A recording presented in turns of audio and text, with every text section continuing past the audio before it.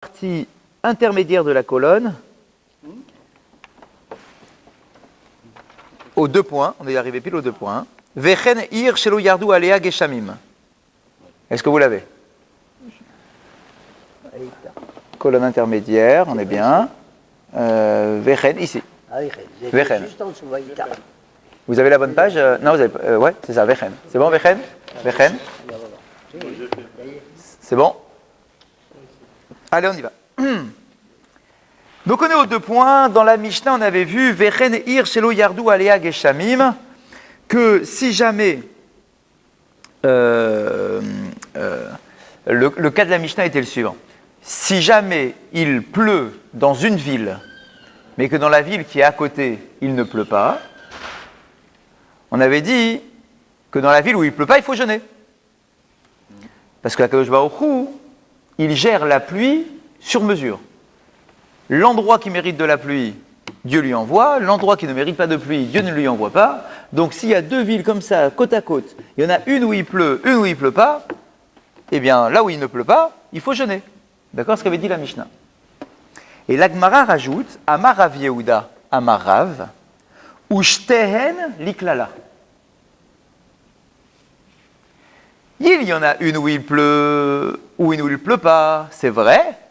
Et on pourrait se dire, là où il pleut, Baruch Hashem, tout va bien. Et il nous dit, non, sache que pour les 2, c'est un signe de malédiction. C'est un signe de malédiction pour les 2 en réalité. Toi, tu pourrais dire, mais non, ça c'est malédiction que là où il pleut pas. Mais là où il pleut, c'est pas un signe de malédiction, tout va bien là-bas.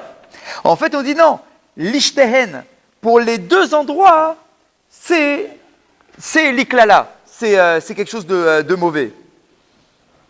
Alors, il faut qu'on essaye de comprendre pourquoi.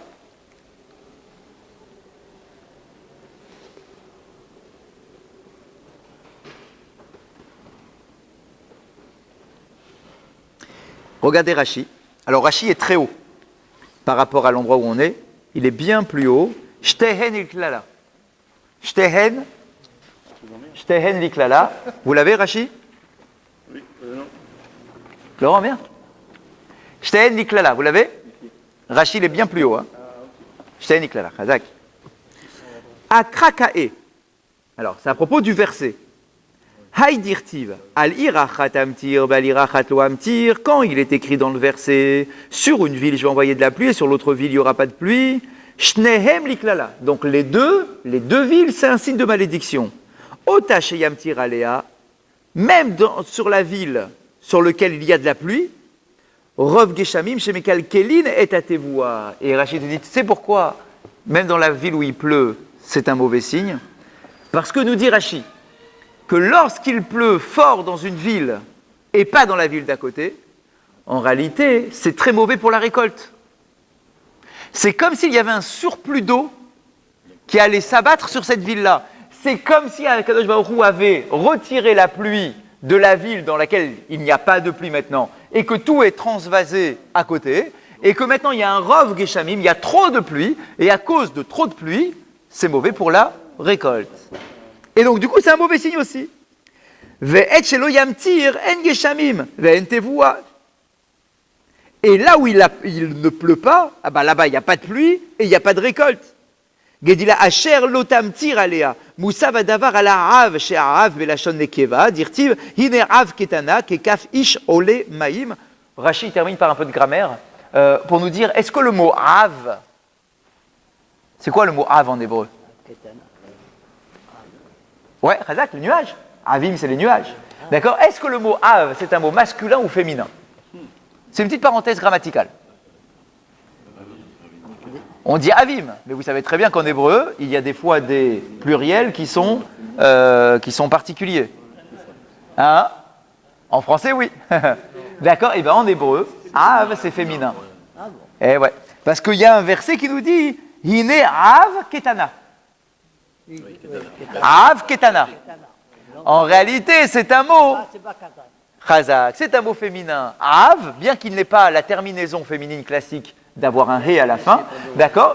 Av, dans les versets, c'est ketana, c'est un féminin. Une petite parenthèse grammaticale, des fois Rashi en rapporte, d'accord, quand il y a comme ça un verset qui est surprenant. Av ketana, D'accord, donc Rashi pose la question, alors mais quoi, c'est quoi ce mot-là? Ben, on nous dit effectivement qu'il s'accorde au féminin, le mot av. C'est quoi, Keshet? Ça veut dire quoi ça? Kekaf ish olemaim, non, c'est la suite du verset.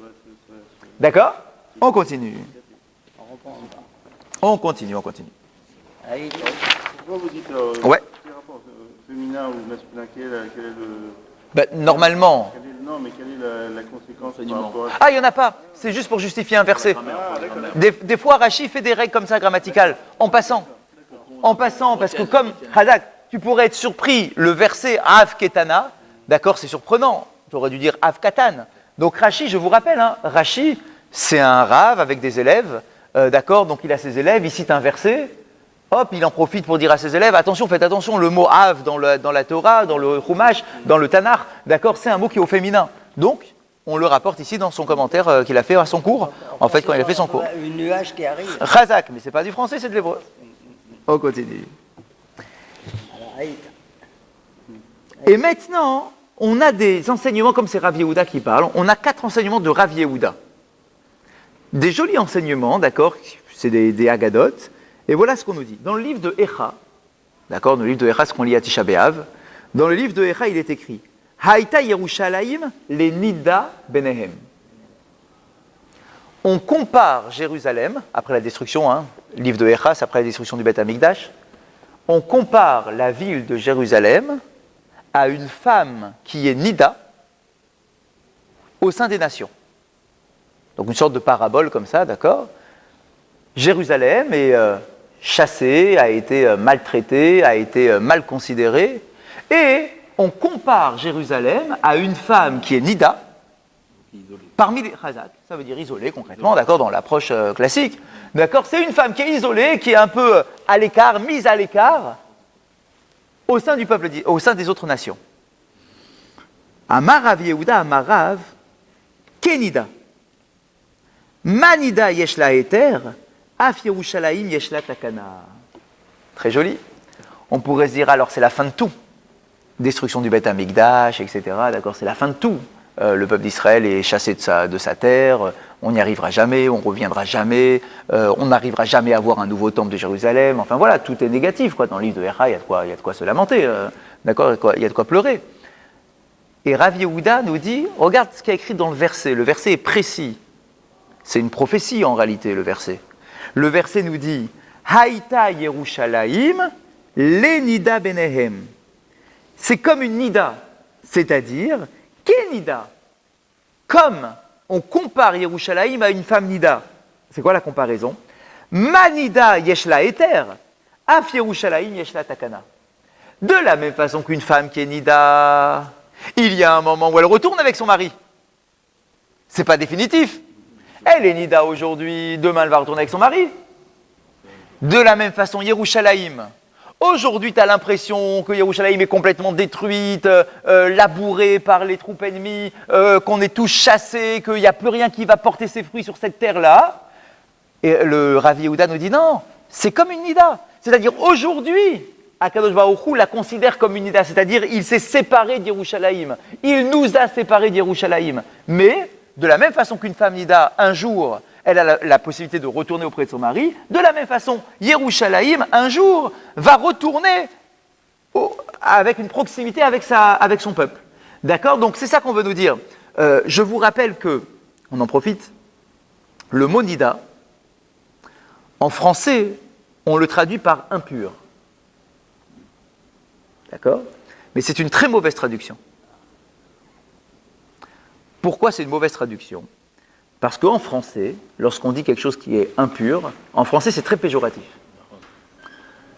Alors que le terme nida à propos d'une femme, ce n'est absolument pas péjoratif.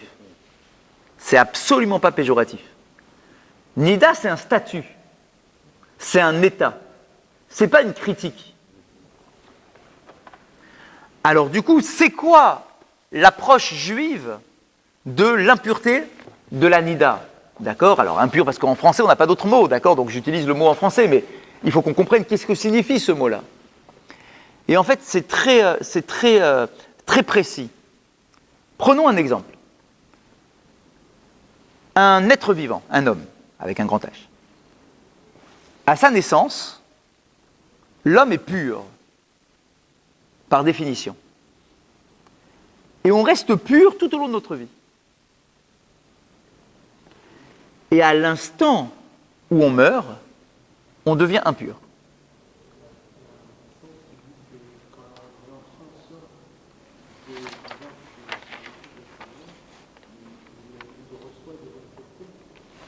Je ne parle pas de ça.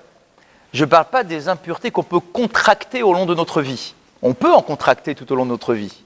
Mais l'essence de l'être humain est une essence qui est pure. Cette essence-là nous accompagne malgré des petites impuretés qu'on peut contracter, mais l'essence de la pureté nous accompagne tout au long de notre vie. Mais à la seconde où on meurt, le corps mort devient impur. Qu'est-ce qui fait que l'on passe de la pureté à l'impureté? Qu'est-ce qui fait qu'en un instant, tu as un corps qui est pur et une seconde après, il devient impur? En réalité, c'est très simple. C'est la neshama. Lorsque la neshama est à l'intérieur du corps, le corps est pur grâce à la neshama qui est le moteur du corps. À la seconde où la neshama quitte le corps devient impur. Ça signifie quoi en réalité? Qu'est-ce qu'on appelle dans la tradition juive la pureté ou l'impureté? La pureté, c'est lorsqu'on a un potentiel. La neshama, c'est l'expression d'un potentiel. Je peux, grâce à ma neshama, devenir quelqu'un. Je peux faire des progrès. Je peux faire des mitzvot. Je peux faire du bien. C'est un potentiel. Peut-être que je le fais, peut-être que je ne le fais pas. Mais le potentiel est là. Tant que j'ai un potentiel pour évoluer, ça s'appelle de la pureté. Tant que je suis en cours d'évolution, ça s'appelle de la pureté. Quand la neshama quitte le corps, on ne peut plus évoluer. Le corps mort, il stagne. Il n'y a plus aucune évolution. Et dans la tradition juive, lorsqu'il n'y a plus d'évolution possible, c'est ça qu'on appelle l'impureté. C'est ça l'impureté. C'est un état où on stagne. C'est un état où on ne peut plus évoluer. Un corps mort, on le respecte, c'est pas péjoratif. On le respecte, on lui fait une toilette rituelle, on lit les Tehillim, on l'enterre avec kavod, etc. C'est pas péjoratif quand je dis qu'il est impur. C'est tout simplement un constat. Le constat, c'est quoi? C'est qu'il ne peut plus évoluer. Ça y est, il ne peut plus faire aucune mitzvot. D'accord? Il ne peut plus rien faire, ce corps-là. Donc, il stagne. Tant que je suis vivant, j'évolue. Tant que je peux évoluer, tant que j'ai un potentiel en moi, je suis pur. Lorsque le potentiel disparaît, il y a de l'impureté. Quand une femme devient nida, en français on dit elle est impure. Il faut qu'on comprenne, c'est quoi l'idée par rapport à ce qu'on vient d'expliquer. Une femme a un potentiel incroyable. Non seulement elle a son potentiel de vie à elle, comme nous les hommes, mais elle a un double potentiel. Tous les mois, elle peut porter en elle une vie supplémentaire. C'est-à-dire qu'elle a un potentiel de progression qui est en elle, qui est double. Et quand elle a ses règles, c'est quoi les règles?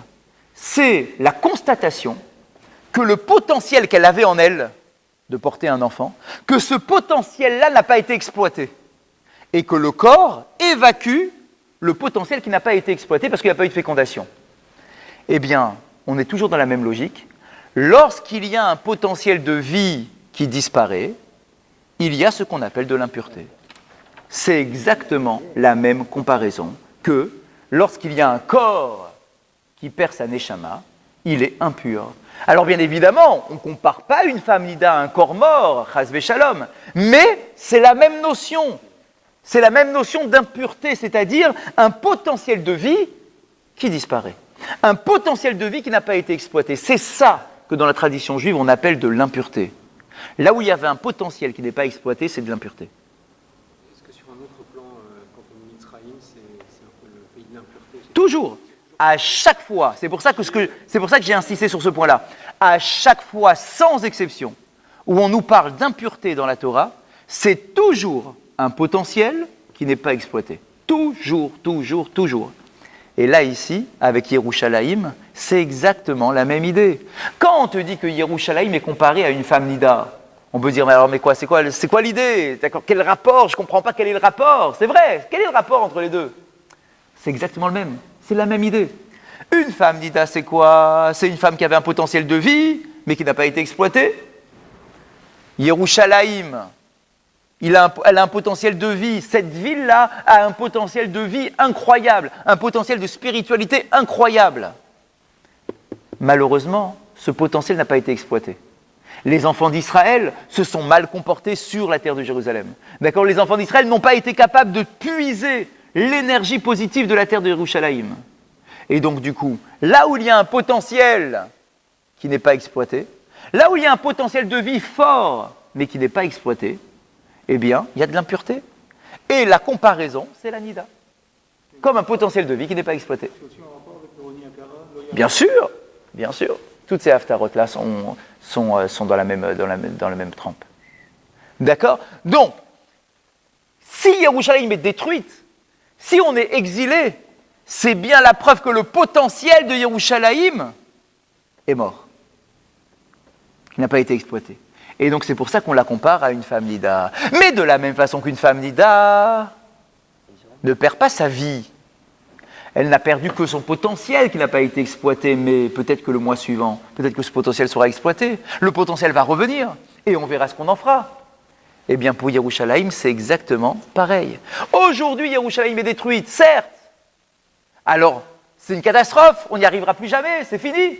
Non, elle est comparée à une femme nida, c'est-à-dire un moment viendra, un temps viendra où le potentiel réapparaîtra et on pourra peut-être l'exploiter à ce moment-là et donc revenir sur la terre d'Israël avec la construction du 3e Beth Amikdash. D'accord? C'est ça la comparaison de la femme nida avec Yerushalayim. D'accord? C'est une idée qui est très importante, hein? C'est une idée très forte et qui nous permet d'enlever le côté péjoratif de toute la notion de nida. Ça n'a rien à voir avec quelque chose de péjoratif. D'accord? C'est juste un constat. Potentiel de vie qui n'a pas été exploité et qui est expulsé du corps. Ça n'a pas été trop long. C'est pas pour rien que d'après la Torah, quand une femme est nida, d'après la Torah je parle, il y a combien de jours de séparation? D'après la Torah, que 7. Pourquoi 7? Quand on est en deuil pour un être cher, le deuil dure 7 jours. C'est exactement la même idée. Là où il y a une vie qui disparaît, ou un potentiel de vie qui disparaît, le temps de prise de conscience de l'événement, c'est 7 jours. Tu ne peux pas avoir de nouvelles relations sexuelles avec ta femme pendant les 7 jours. Pourquoi, d'après la Torah? Parce que là où il y a un potentiel de vie qui disparaît, ce n'est pas le moment de réimplanter un nouveau potentiel de vie. Laisse le temps au corps d'évacuer complètement ce potentiel-là qui n'a pas été exploité, avant de pouvoir réimplanter quelque chose de nouveau. Laisse le rythme du corps de reprendre le dessus. 7 jours avec le deuil, d'accord? C'est le temps avant de recommencer sa vie, avant de se relancer dans un nouveau cycle de vie, d'accord? Bien évidemment, je répète, on n'est pas en train de dire qu'une femme qui est nida, c'est une loi de deuil, pas du tout, mais il y a quelque chose de, d'accord? Il y a une proximité dans les approches, d'accord, qui sont présentées entre les 7 jours et les 7 jours. Qui n'ont pas été exploités. Exactement, ouais. Mais pour la Nida, Oui. Jérusalem. Oui. On a 2000 ans d'attente. Chazak, ça fait 2000. Ah, Chazak. Alors là, c'est une nida qui est plus longue que la nida de nos épouses, effectivement. On aurait croire Chazak, 2000 ans de- mais il n'empêche que, il y a un éther. Ça reviendra. C'est venu après des- Chazak, ça reviendra. Les années sont Chazak et Baruch Hashem. Et nous, on voit que ça revient. Les années sont Chazak, bien évidemment, ça revient. D'accord, on est à la fin, ça revient. Mais il n'empêche que, yesh éther. On a vécu pour le- Il y a une situation de récupération, c'est-à-dire de ce nouveau potentiel qui sera exploité. D'accord, on sera à la hauteur cette fois-ci. Donc aujourd'hui, on éclaire nos ancêtres qui n'ont pas vu Jérusalem. C'est nous. On a le privilège, effectivement. On a un certain privilège par rapport à ça. Bon, On continue. Af Yerushalayim yesh la takana. Donc Jérusalem aussi a une takana, a une réparation. On continue. Autre verset. quel mana. Haïta ke almana. Toujours dans les interprétations du livre de Echa, il est écrit « Et Jérusalem était ke almana », comme une veuve. Alors, on y va dans les comparaisons. Tu me dis Nida, Nida, je veux bien. Nida, c'est bon. Tu ne m'as pas cassé l'espoir. Ça va revenir. Mais là, almana, une veuve. Alors, une veuve, c'est une veuve, quoi. A priori, c'est mort. d'accord, son mari, il n'est plus là, quoi, c'est fini. Eh bien, regardez ce que nous dit Rav Yehuda. Amar Rav Yehuda, livracha. En réalité, cette expression du prophète qui te dit que la ville de Yerushalayim, elle est comme une veuve, en réalité, c'est une bracha, ce texte-là. C'est pas une malédiction, c'est une bracha. Ah bon, une bracha? Ke almana velo almana mamash. Oui, pourquoi? Parce qu'on compare comme une almana. Pas vraiment une almana, ke almana. Il n'y a pas écrit Yerushalayim et une almana. Yerushalayim ressemble à une almana. C'est quoi la dracha? Et là, Keisha she'alar ba'ala limdinatayam vedato larzor alea. En fait, c'est une façon de parler. C'est pas vraiment une veuve, en fait. On ne veut pas parler d'une veuve. Parce qu'une veuve, c'est mort, son mari ne reviendra jamais. En fait, on parle qu'est almana.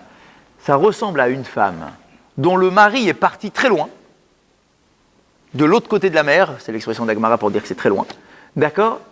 Mais il reviendra. Mais ça peut prendre des années. Surtout à l'époque, hein, d'accord? Ton mari, il part, il dit « je vais faire du commerce ». D'accord? Il va disparaître pendant des années peut-être. On nous dit « Yerushalayim, elle est comme une almana. Elle n'est pas almana. Elle n'est pas veuve. Elle est comme, c'est-à-dire comme une femme dont le mari s'est éloigné pour un certain temps, mais il reviendra un jour. Bah, pareil pour Yerushalayim. Akadosh Baruch Hu s'est séparé pour un certain temps de Yerushalayim, mais avec une intention de revenir.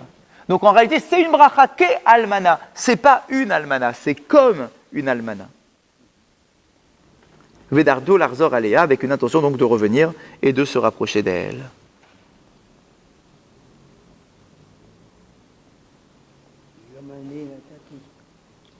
Regardez Rashi. Vélo almana gmura. Vous l'avez? C'est juste le suivant de celui qu'on avait tout à l'heure. Vélo ke almana gmura. Deha l'octive almana. Parce qu'effectivement, dans le verset, il n'y a pas écrit almana. Et là, haïta ke almana. Mais il y a écrit comme une almana. D'accord? Donc le kaf au début, c'est ça qui vient nous dire que c'est juste une ressemblance. Et donc Rashi dit ke isha aomedet be almenut chayot i al baala she'alar ve'atid larzor. Donc c'est comme une femme aomedet be almenut qui se tient comme une veuve. Pourquoi elle est comme une veuve? Parce qu'une femme dont le mari est parti pendant des années, elle vit seule, elle est malheureuse, son mari n'est pas là à ses côtés, etc. D'accord? Donc quand on la regarde comme ça, on se dit « Oh, la pauvre, elle est veuve ». Alors qu'en réalité, elle n'est pas veuve, juste son mari qui est parti longtemps, d'accord? Mais elle n'est pas veuve, elle vit comme une veuve, mais elle n'est pas veuve. Yerushalayim n'est pas complètement veuve. Elle est dans une période où elle attend que son mari revienne, d'accord? Que la Shrina revienne et qu'Akadosh Baruch Hu revienne. On continue. Dans le verset, maintenant on n'est plus dans Echa, on est dans Malachi. Il est écrit, toujours à propos de la destruction du Beth Amikdash, etc., donc c'est des versets durs en réalité. Vegamani natati etrem nivzim ou shfalim. Il y a un verset qui n'est pas très réjouissant, qui nous dit, et moi Hachem, je vous ai placé, vous, peuple d'Israël, nivzim, comme un peuple humilié, ou shfalim, et comme un peuple rabaissé. D'accord, le fameux mythe du peuple errant, d'accord, malheureux, en haillons, en train de se trimballer à droite et à gauche parce qu'on n'a plus de terre, etc. Ça ressemble à ce verset-là. Akadosh Baruch Hu dit au peuple d'Israël, avec la destruction du Beth Amikdash, je fais en sorte que vous soyez comme des gens humiliés, comme des gens rabaissés, qui n'ont aucune importance aux yeux des autres, qu'on peut piétiner, qu'on peut écraser, d'accord, qui vraiment on ressemble à rien, quoi. Depuis la destruction du Beth Amikdash, et surtout dans les premières générations de la destruction du Beth Amikdash, voilà, on était des malheureux partout, quoi. Personne ne nous donnait d'importance. Eh bien, Rav Yehuda nous dit, Amar Rav Yehuda livracha. Rav Yehuda nous dit, ce verset aussi, c'est une bénédiction. Ah ouais, bah a priori, c'est pas une bénédiction, hein, d'accord, nous dire qu'on est rabaissé, etc. A priori, c'est pas une bénédiction, ça. En quoi, comment tu arrives à lire ce verset-là dans le sens positif, d'accord, comment tu arrives à tourner ça? Eh bien, regardez. De lo mukme minan lo reche nahare, velo gaziz ritape pate.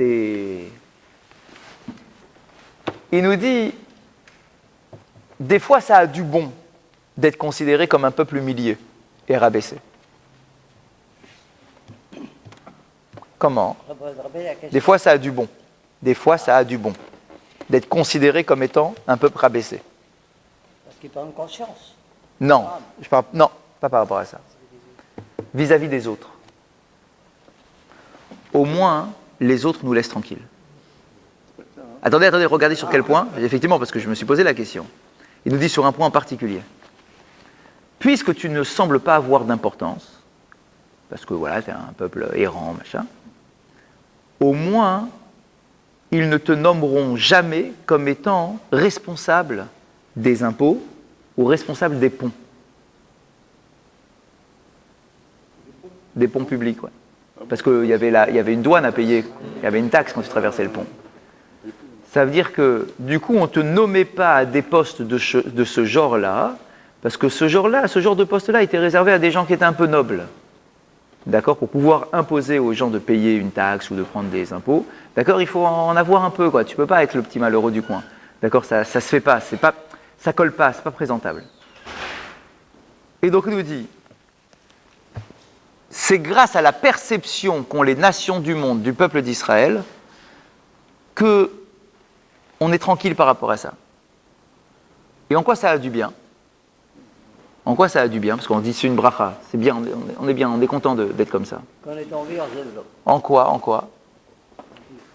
C'est que ce sont des postes qui entraînent toujours du trafic. Quand tu es responsable des caisses, quand tu es responsable des impôts, quand tu es responsable des ponts, de la traversée, des taxes, etc., tu peux toujours être tenté de mettre la main dans la caisse. La corruption. C'est une tentation qui est énorme et qui effectivement était très répandue à l'époque. C'est une tentation qui est énorme.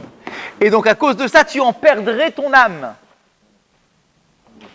Donc Rav Yehuda nous dit, le fait d'être considéré aux yeux des nations comme un peuple perdu, rabaissé, petit, ça a aussi du bon.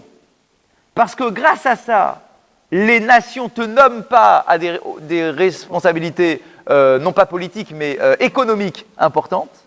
Et du coup, ça évite que tu sois mêlé à des trafics d'argent. Tu préserves ton identité grâce à ça. Pour autant, ça doit être persécuté. Hein. C'est pour ça, Razak, c'est pour ça qu'il a dit. Il n'a pas dit que grâce à ça, tu ne seras pas persécuté. Il a dit le fait d'être persécuté, parce que c'est un fait, le fait d'être persécuté fait en sorte au moins que tu n'aies pas que tu sois pas tenté à trafiquer et à détourner de l'argent.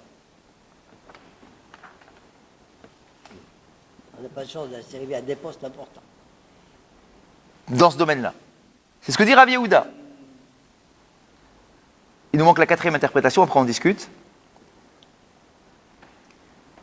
Veika Hashem et Israël kasher yanud akane bamaim. Et il y a encore un autre verset qui semble a priori être un verset triste, hein, comme les trois qu'on a bien cités. Que dit ce verset? C'est dans Melachim, cette fois Malachim. Il est écrit Veika Hashem et Israël. Et Hashem va frapper Israël. Non, on n'est toujours pas dans la réjouissance, hein. Et Hashem va frapper Israël. Ka asher yanud akane bamaim. Et on va être tellement fracassé par Akadosh Baruch Hu, tellement frappé par Hachem, qu'on va ressembler à un roseau dans un cours d'eau, dans lequel il y a du courant, et qui est tout le temps en train de bouger. Le peuple d'Israël ne sera jamais tranquille. Hachem va toujours nous frapper pendant tout ce temps d'exil, et on ressemblera à un roseau qui n'arrête pas de bouger dans un cours d'eau. D'accord, comme le peuple d'Israël qui, malheureusement, bouge tout le temps et n'est jamais tranquille nulle part. Oui, ce verset-là, pour le tourner en bien, je ne sais pas comment on peut faire. Et Rav Yehuda, toujours son regard positif, Amar Rav Yehuda, Amar Rav Livracha. Ça aussi, c'est une bracha. Elle est où la bracha de se faire frapper tout le temps et de jamais être tranquille? Il faut la chercher. D'Amar Rav Shmuel Bar Nachmani, Amar Rav Yonatan, et bien voilà en quoi c'est une bracha. Maï dirtiv. Comment interpréter ce verset dans Michelet? Ne'emanim pitzre ohev vena'atarot neshikot sonné. Un verset qu'on doit écrire dans notre salon, en gros, et l'avoir tout le temps en tête, dans notre relation à autrui. Écoutez ce verset, messieurs, enregistrez-le. Ne'emanim pitzare ohev. Les blessures que te font ceux qui t'aiment, les blessures que te font ceux qui t'aiment, non, les blessures que te font ceux qui t'aiment sont dignes de confiance, alors que les bises faites par celui qui t'aime pas, il faut s'en éloigner. Ça veut dire quoi? Ça veut dire que lorsque tu as un ami, un véritable ami, ce qu'est un véritable ami, c'est un homme qui est capable de te faire mal quand il faut te faire mal. D'accord? Si tu as un mauvais comportement, il te le dit. C'est ton ami. Si tu pars dans le décor, il te le dit. Il ne te laisse pas. Si tu fais n'importe quoi, il vient, il te met une gifle. Il te met une gifle. Mais c'est ton ami. Sache que les gifles que te met ton ami, ces gifles-là sont dignes de confiance. Elles sont belles. Parce que c'est ton ami. Je te frappe avec cœur. Alors que quand tu as un ennemi et que tu vois qu'il te passe la main dans le dos et qu'il te fait un cadeau, etc., c'est qu'il y a un truc derrière. Intéressé. Razak, forcément, c'est ton ennemi. Alors toi tu dis, ah bah tu vois, c'est agréable au moins. Ah bah t'as vu, mon ennemi il est agréable. Quand j'ai fait une bêtise, il m'a dit bravo mon gars. D'accord, mais en réalité, ça il faut fuir devant cela. Et les mots, c'est pas par hasard, messieurs. Neshikot sonné, les bises, d'accord, les embrassades de celui qui te déteste. C'est, Razak, c'est Esav. Le verset là, c'est Esav. Rappelez-vous, quand Esav a retrouvé Yaakov, qu'est-ce qu'on nous dit? Il a retrouvé son frère et il l'a embrassé. Dans le Sefer Torah, le mot « et il l'embrassa », toutes les lettres de ce mot-là dans le Sefer Torah, dans le Sefer, elles sont toutes surmontées par un point. Dans le Sefer Torah, le mot « vaïshakeu », il y a un point sur les lettres du mot. Ça veut dire quoi? Ça veut dire que bien qu'il y ait écrit « et il l'embrassa », toi, tu dois comprendre autre chose. C'est-à-dire que sa volonté, c'était de le mordre, pas de l'embrasser. Je t'embrasse, hein, mais en réalité, j'attends la première occasion pour t'en mettre une. Quand ton ennemi t'embrasse, c'est louche. Par contre, quand ton ami te frappe, pose-toi la question, pourquoi il te frappe? Razak. Et alors, Tova klala shekilel achia shiloni et Israël yoter mi beracha sheberachan bilam aracha. Et par exemple, les malédictions qui ont été prononcées par Achia Ashiloni sont plus belles. Les malédictions prononcées par Achia Ashiloni sont plus belles que les bénédictions prononcées par Bilam. Pourtant, c'est des bénédictions. Non, mais c'est Bilam qui les a prononcées, celles-là. Quoi? Non, là, c'est Bilam. Non, mais Laban aussi, il a béni sa fille. Ah, Khazak. Ah, pardon, c'est un commentaire. Ok. Oui, bien sûr. Bah, etc., Il y en a 50. Ouais. Khazak. Mais là, ici, dans la Gemara, donc la comparaison qu'on te fait, c'est quoi? C'est Shila Achiloni, Achia Achiloni, et Bilam. Il y en a un qui nous a maudit, un qui nous a béni. Alors, on pourrait dire, bah, j'aime pas celui qui m'a maudit et j'aime celui qui m'a béni. Alors qu'en réalité, c'est rôle inversé. Les malédictions d'Achia sont plus belles que les bénédictions de Bilam. Alors on y va, comment est-ce qu'on voit ça? Achia Shiloni, Kilelan Bekane. Le fameux Achia Shiloni, lui, qu'est-ce qu'il a fait? Il nous a maudit en quelque sorte, en nous comparant à un roseau.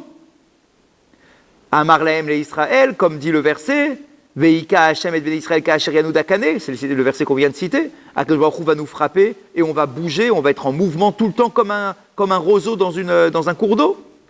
Makaneze. Alors en quoi cette malédiction? C'est une malédiction, hein. On veut être frappé comme un roseau. D'accord, on est frappé. C'est une malédiction a priori. Eh bien on nous dit non, en réalité c'est pas vraiment une malédiction. Pourquoi? Makanaze omed bimkom maïm. De la même façon que le canet, il pousse que dans l'eau.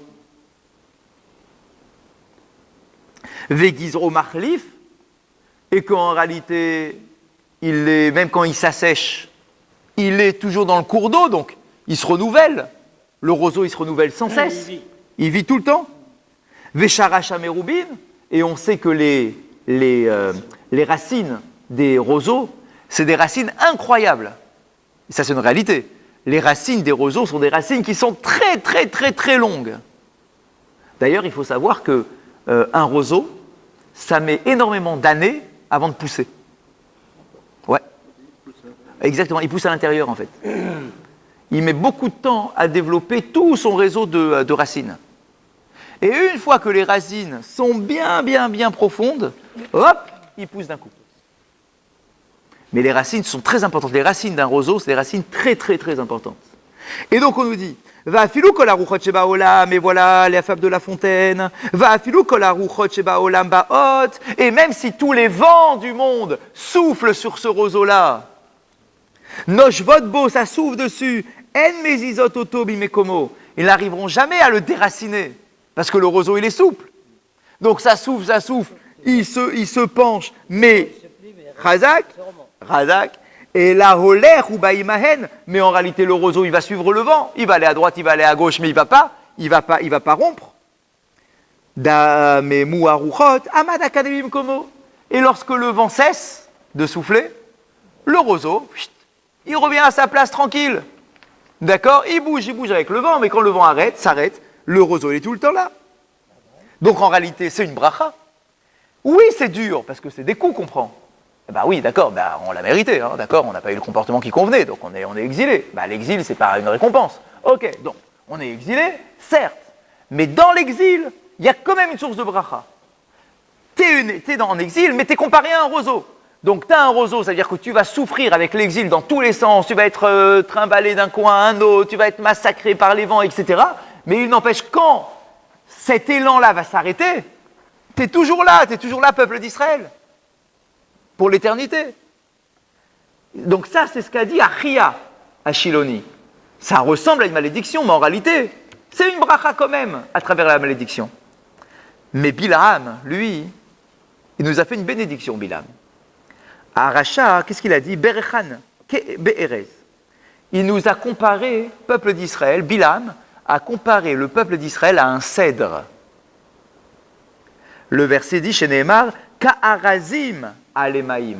Comme un cèdre puissant, peuple d'Israël, vous êtes comme un cèdre puissant. Eh bien, on nous dit ça ressemble à une bénédiction, mais en réalité, c'est une malédiction. Pourquoi? Premièrement, un cèdre, ça pousse pas forcément sur une source d'eau. Un cèdre, ça pousse, ça pousse. C'est sur la terre ferme. Ve'en gizo machalif.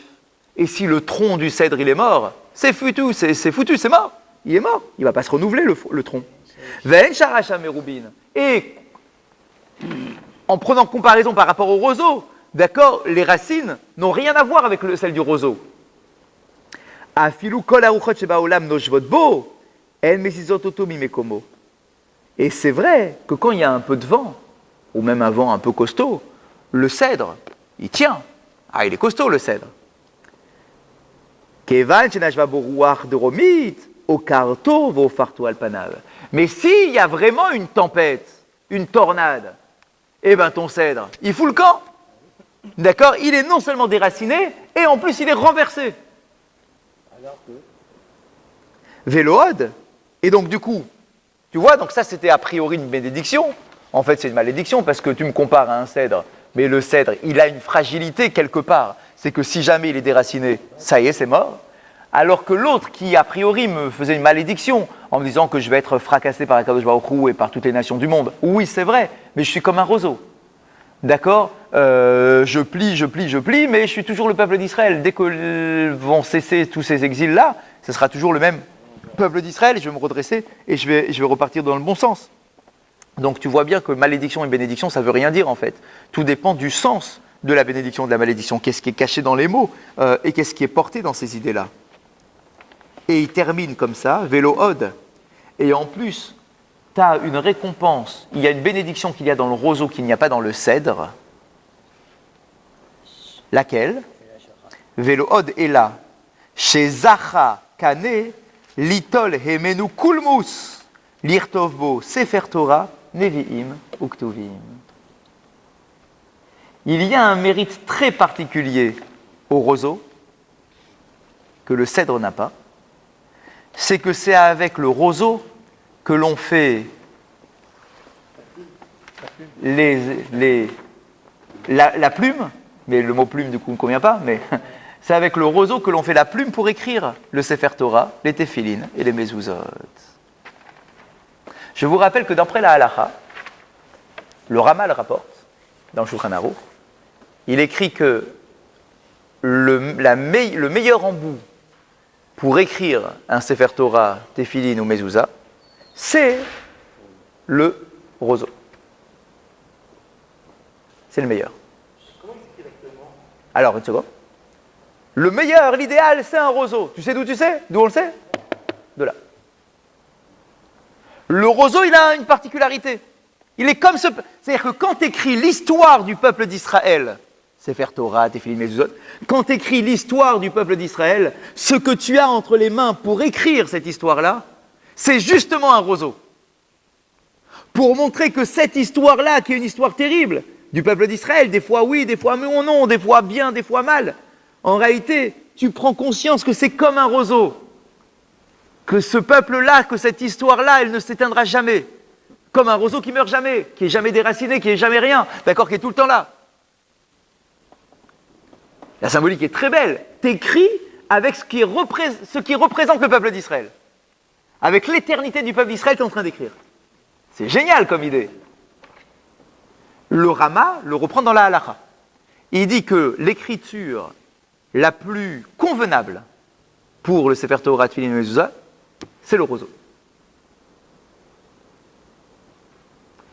Le Shach, commentaire de la Halacha, le Shach écrit en théorie, oui, mais on n'a pas l'habitude de faire ainsi. L'idée est très belle, ouais, c'est très mignon, etc., tout ce qu'on vient d'expliquer. Oui, mais dans la pratique, on n'a pas l'habitude de faire comme ça. Dans la pratique, ce qui a été retenu par les sophrim pour écrire, c'est une plume, et non pas un roseau. Il y a quelques sophrim qui écrivent avec un roseau, mais c'est très rare, parce que c'est compliqué.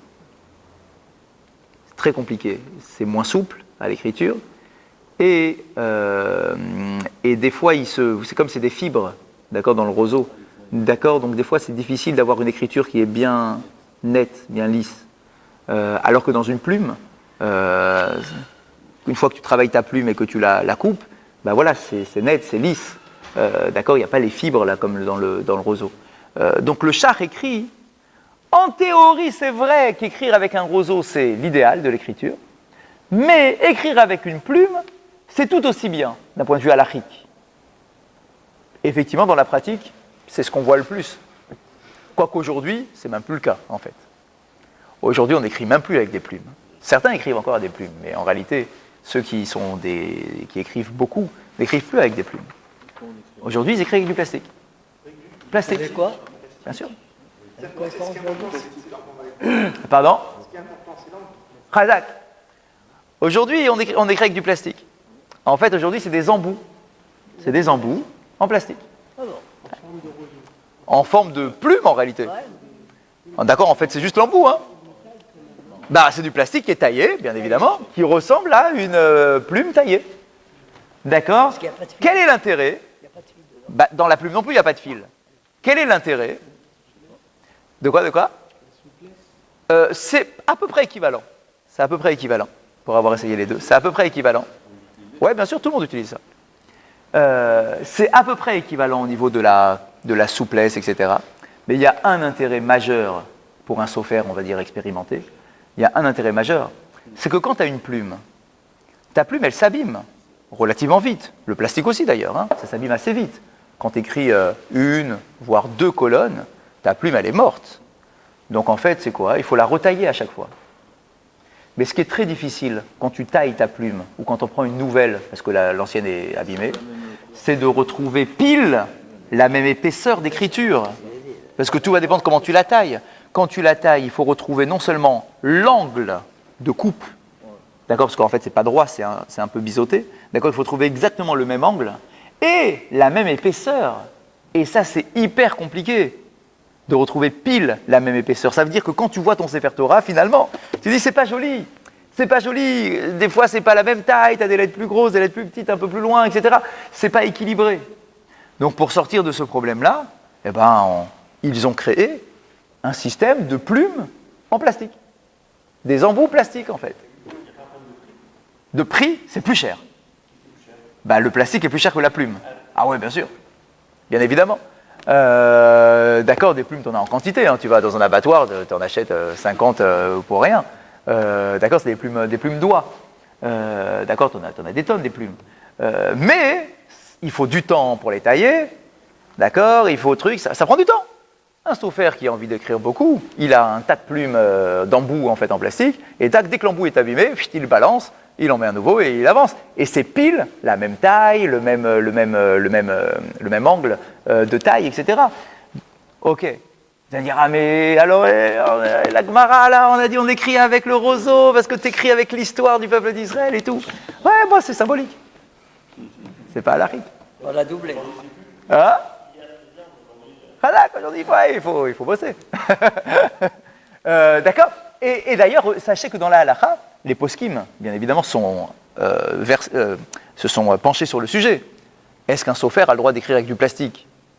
D'accord. Eh bien, les sophrim disent que c'est aussi méoudar, c'est aussi valable qu'avec une plume. C'est aussi valable. Ça veut dire, c'est pas si c'est moins. Les poskim considèrent que c'est le même idour.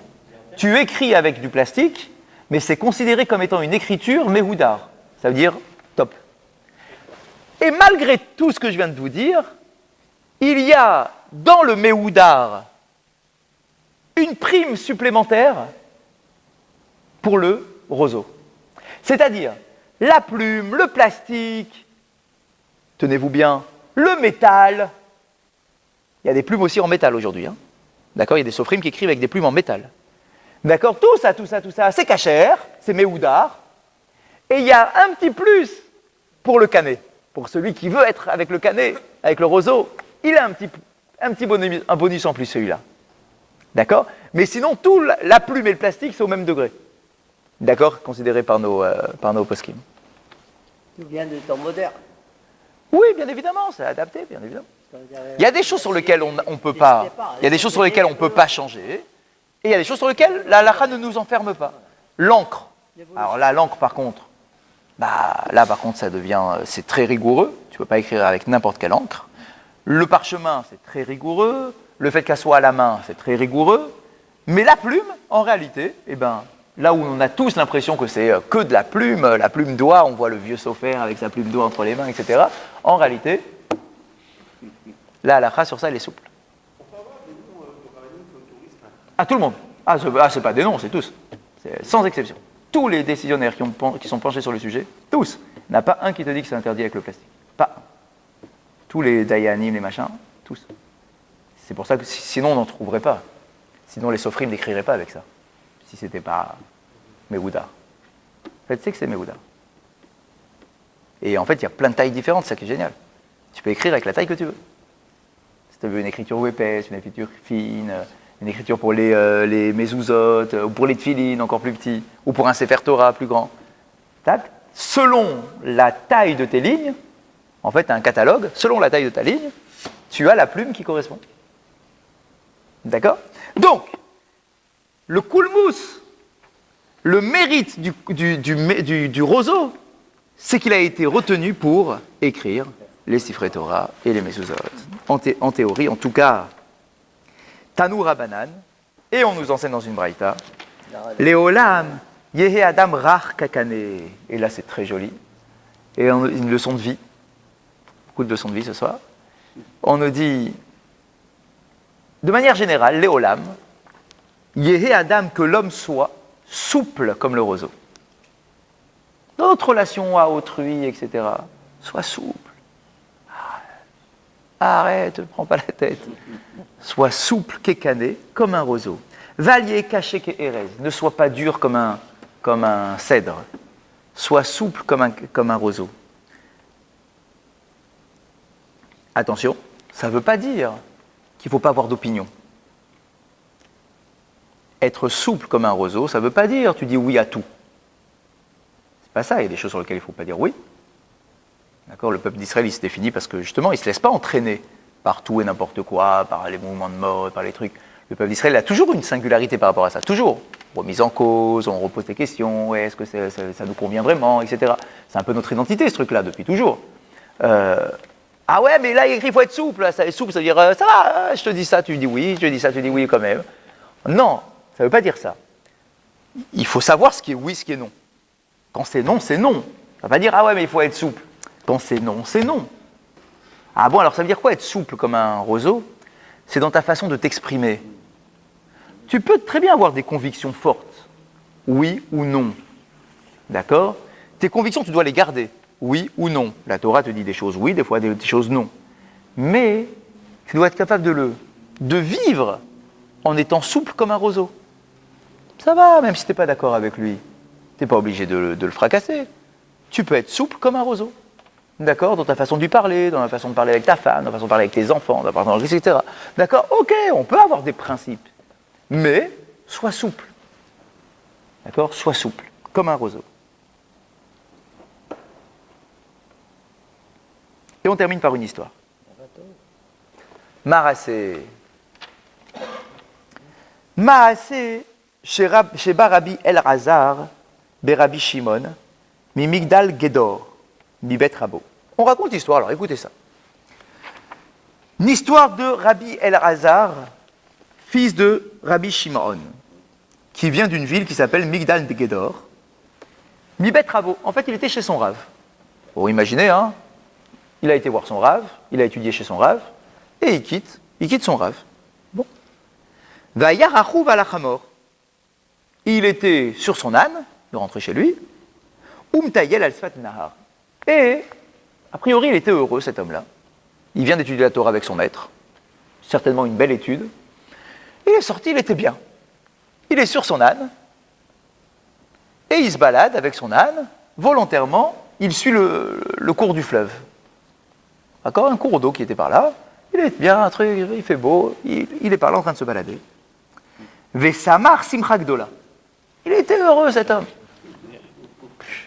Une belle étude, là, vous allez rentrer là sous la pluie, machin, vous allez rentrer heureux, vous allez prendre votre temps et tout. D'accord? Dire, ah, on a passé un bon cours.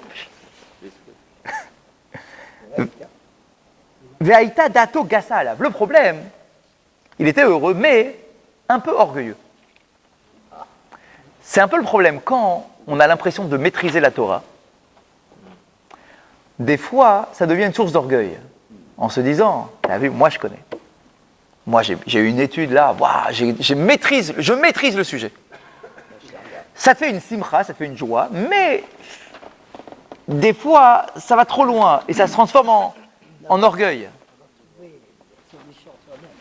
Donc il se balade comme ça. Mi péné chez la Torah arbe. Il était orgueilleux parce qu'il a étudié beaucoup de Torah. Or, dans les Pirkei Avot, on nous dit, si tu as étudié beaucoup de Torah, ne sois pas orgueilleux, parce que tu as été créé que pour ça, donc tu ne fais que réaliser ta mission. Page suivante, juste pour les 3 minutes qui restent. Et Nisdamenlo Adam Echad, Shayam Mechoar Beyoter. Il se baladait sur son âne, tranquille, heureux, un peu orgueilleux certes, mais heureux quand même. Et il croise en chemin un homme d'une laideur incroyable. Il était moche. Très très moche. Amarlo, Shalom Alecha Rabbi. Cet homme qui voit un rave en train de se balader sur un âne, il lui dit Shalom Alecha Rabbi, comme on doit dire quand on voit un rave. Tu laisses pas un rave passer sans lui dire Shalom. D'accord, tu as un rave qui passe, Shalom Alecha Rabbi. Velo Erzirlo. Le rave, il entend le gars lui dire Shalom Alecha Rabbi, il ne répond pas. Ah. Amarlo. Mais au lieu de lui dire Shalom, c'est comme ça qu'on dit, non? Shalom Alecha, Shalom. D'accord? Amarlo, Reka, Kama Mechoar, Oto Ha'ish. Et au lieu donc, et il lui parle même pas directement à lui, hein, style, il parle comme ça à voix haute, il dit, ah, qu'est-ce qu'il est moche cet homme. Non, à voix haute. Amar. Sans le voir. C'est ça, si le... Même pas je te regarde, quoi. C'est un rave spécial. Alors. Shema kol ben irecha mechoarin kemotra. Et il lui dit, j'espère que tous les habitants de ta ville ne sont pas aussi moches que toi. Ouais, il lui parle. Des fois, je préfère que tu me parles pas, si c'est pour me dire ça. Ah ouais, bon. Alors, Amarlo, Eni Yodea.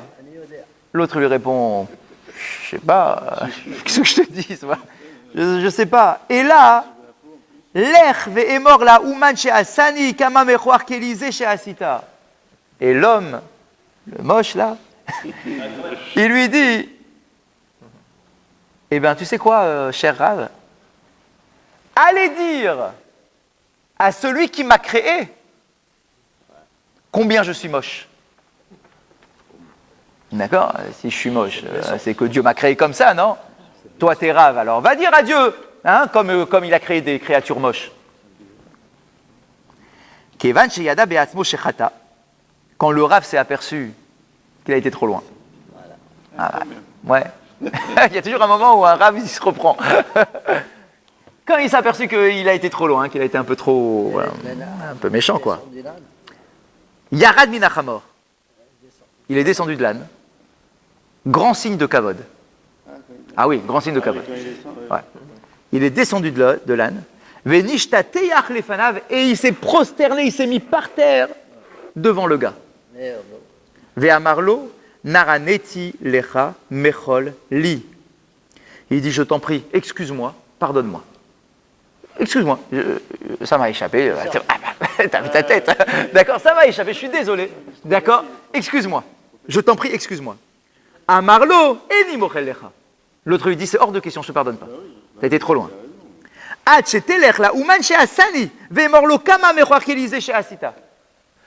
Je ne te pardonnerai pas tant que tu n'as pas été voir mon créateur pour lui dire comme tu as créé des créatures moches. C'est peut-être que cet homme il souffre depuis des années peut-être. D'accord? Et tu m'en as mis une en disant comme ça je suis moche. D'accord? Oui, moi aussi j'en peux plus de ma laideur. Alors va dire maintenant mon créateur comment il a pu me créer aussi laid que ça. Hein? Ah c'est dur hein. Non mais il a raison. Ouais, mais j'imagine que tous les jours, on doit lui mettre une couche à ce gars, le pauvre. Et là, maintenant, tu as un Rav devant toi, tu peux espérer que le Rav, il a un peu de miséricorde à ton égard. D'accord, si c'est un Rav, c'est un homme bien. D'accord, tac, et lui, machin. J'imagine que c'était la goutte qui a fait déborder le vase, quoi. Il dit, va dire à mon créateur, là, vas-y maintenant, va prier pour moi, je crois que j'ai choisi, moi, d'être moche comme ça. Mais Rav, c'est un bisayon, là, dans ce cas-là. De qui? Le Rav, il a fait un bisayon. Ah bah, oui, on peut... C'est un bisayon. Ah bah... Il peut penser, mais on peut avoir une pensée s'il est moche. Il peut penser que quelqu'un il est moche, le pauvre. Eh ben, Khazak, eh ben alors. Mais là, il a fait un bisayon. il Pourquoi il fait un bisayon? Ah, Khazak.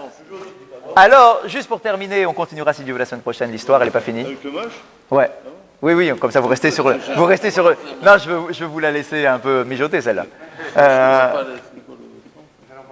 Non seulement cette histoire est apparemment très surprenante, mais en plus, nos commentateurs nous disent que l'homme moche en question, c'est Eliyahu Hanavi. Ah là là.